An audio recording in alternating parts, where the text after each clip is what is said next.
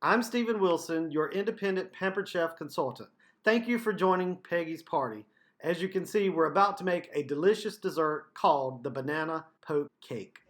Yes, you heard that right, banana poke cake, and I'll tell you more about the poke in just a little bit. But I'm going to be showcasing the Rock Crock Dutch oven.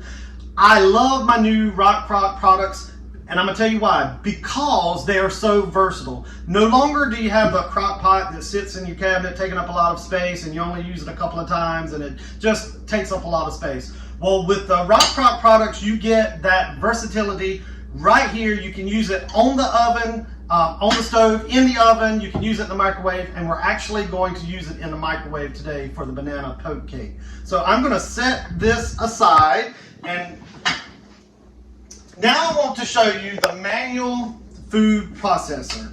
All right, so if you look right here, it has a little lock mechanism there that you just push down and then the lever comes up, and then you just kind of, it's got blades in there, very sharp blades.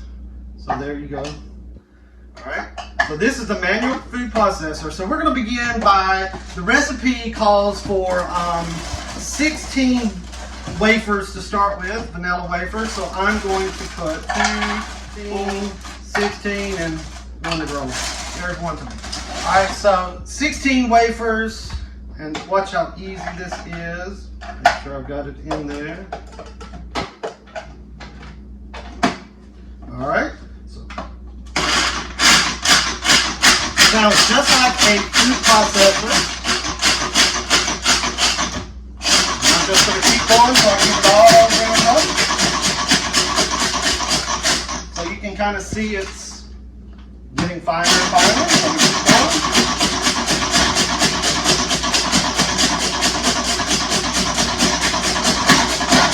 Now take a look at it. All right, I'm going to do it a couple more times. All right, so just take it off. Take off the blades. And I'm just going to set this aside. So I'm going to set that aside because I'm going to use the manual food processor for the banana as well. So 2 bananas, we're going to puree them. So let's see how this does. All right, so put 2 bananas in it, and let's just, you can kind of see it pureeing.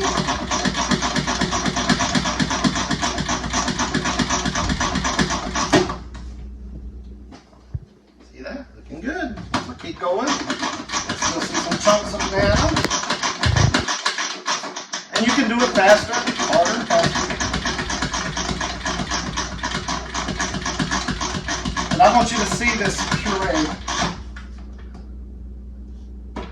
I've got one that needs a little bit more, but look at the puree.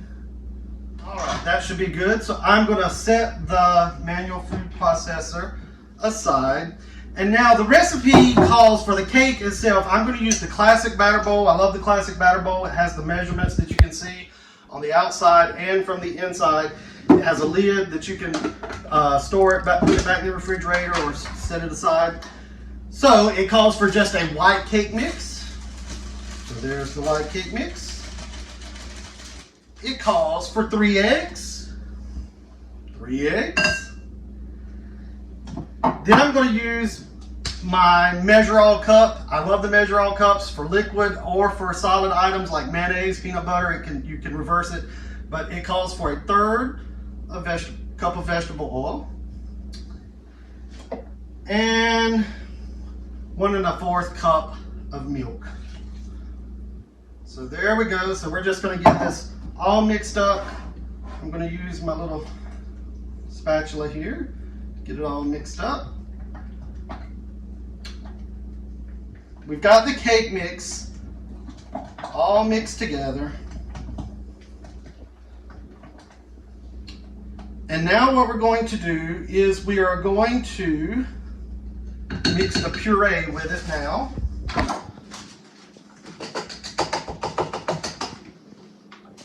So I'm just going to add that puree to it. That banana puree. Set that aside because we're actually going to use that food processor in a minute. So I'm going to mix that puree with it.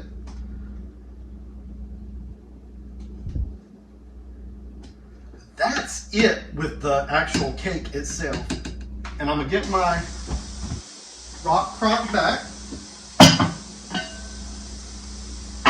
And then I'm just going to pour this mixture into the rock crock.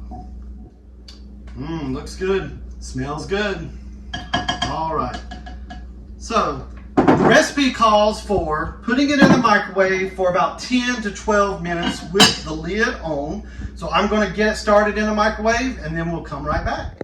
So while the cake is cooking, I'm going to be using this manual food processor to make a topping that's going to go on top of the cake.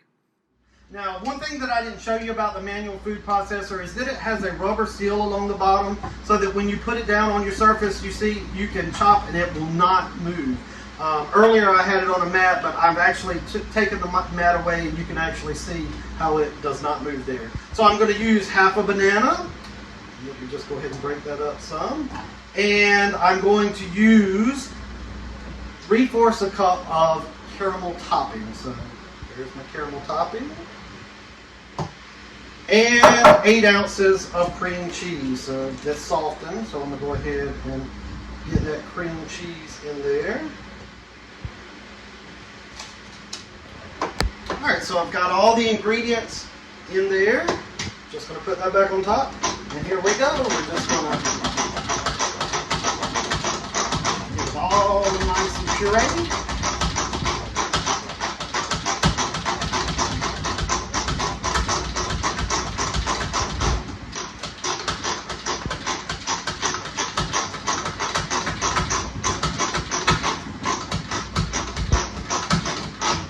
I think that looks good. There's a little bit of cream cheese there, so let me get that back in the bottom of it.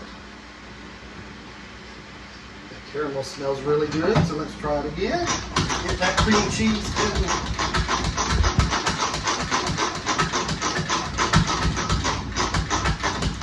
One thing you need to know about this is it's all dishwasher safe, so you can take it and put it in the dishwasher. So there's my sauce. There's the cream that's going to go on top of the cake. It smells really good.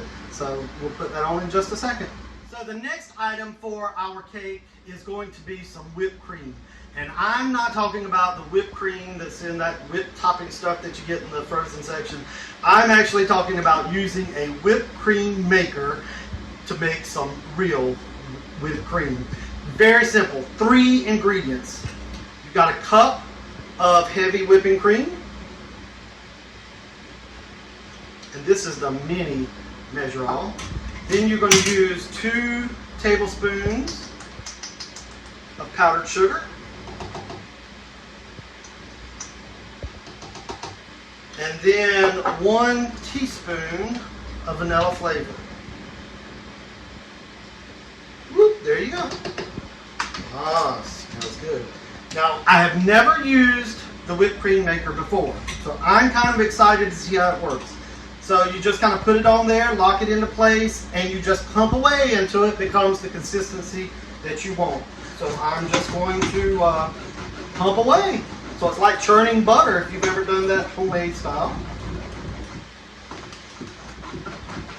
And as I continue making the whipped cream, you can kind of see it is starting to get harder to do. And I can actually see, you see the cream getting on the little bar right there, so I know it's getting good. And I can also smell that banana cake cooking. So let's take a look at this while we're waiting. Oh, look at that. Look at that. We have whipped cream. Yes. Awesome. Awesome. Awesome.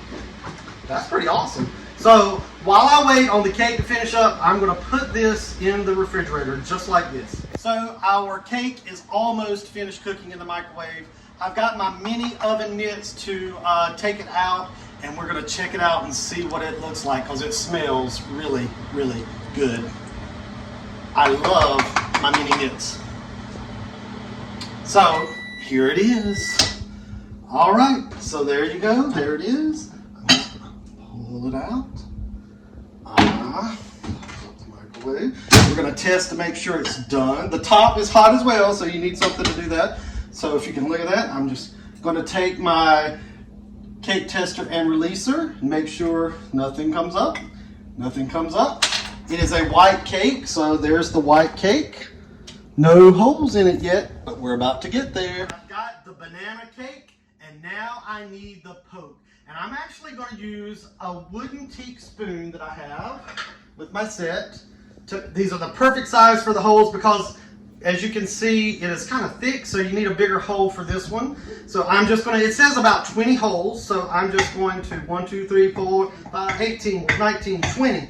So 20 holes in it, and then it calls for putting the mixture that we had to go on it. So I'm just going to take my all-purpose spreader and just pour that mixture on it. So I'm just going to spread it around in those holes on top.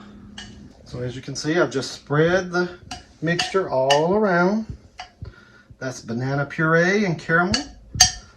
So while the cake is cooling and before we put on the whipped cream, we are going to use the quick slice. We're going to slice up some bananas. So instead of using your knife to slice them up, the quick slice gives you that perfect slice so that when you're going somewhere fancy or taking the dish somewhere, you get a pretty effect. So I'm just taking half the banana that I had left.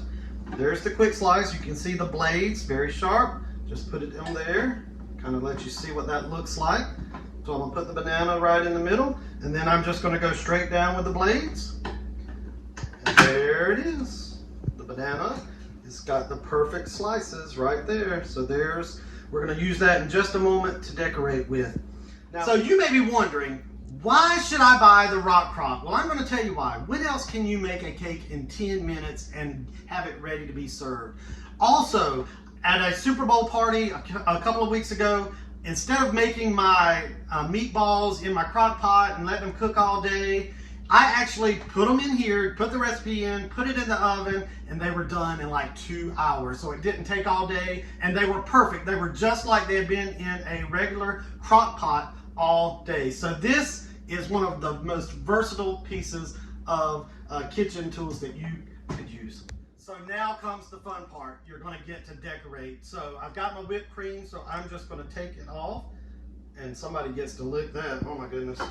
But there's the whipped cream, and all I'm going to do is I'm going to, look at how perfect that is. I'm just going to spread it in here. I'm going to just spread it on top. Nothing fancy here. So now I've got the whipped cream spread on top, so I've got a little bit saved for the very end.